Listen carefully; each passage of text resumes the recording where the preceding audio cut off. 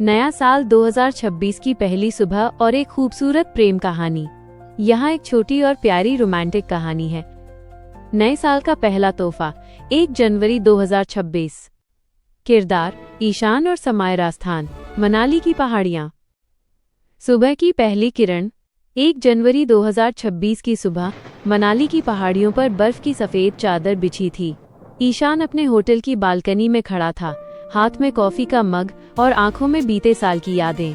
तभी पीछे से एक गर्म शॉल ईशान के कंधों पर आ गिरी। यह समायरा थी।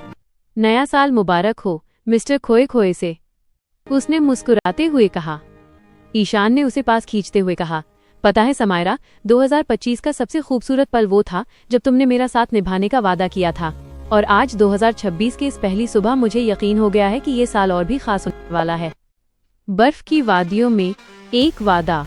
दोपहर तक दोनों मनाली के पुराने रास्तों पर टहलने निकले। चारों तरफ उत्सव का माहौल था।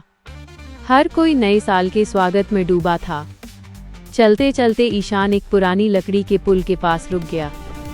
उसने समायरा का हाथ अपने हाथ में लिया और उसकी आंखों में देखते हुए बोला, लोग कहते हैं कि साल बदलते हैं, कैलेंडर बदलते हैं, लेकिन मैं चाहता हूँ कि हमारे बीच का ये प्यार कभी न बदले। 2026 हमारे लिए सिर्फ एक नया साल नहीं, बल्कि हमारी नई यादों की एक पूरी किताब है। Surprise gift.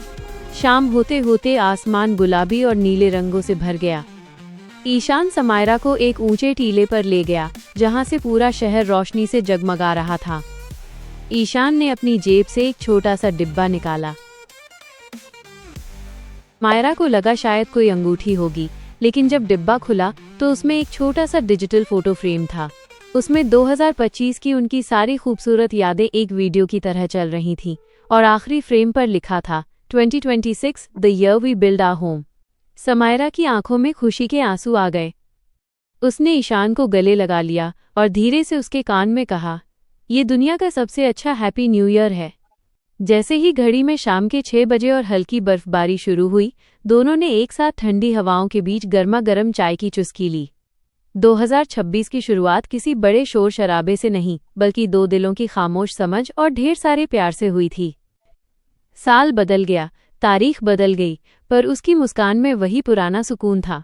क्या आप चाहेंगे कि मैं इस कहानी में कुछ और ट्विस्ट डालूं, या इसे किसी खास शहर के बैकग्राउंड पर लिखूं?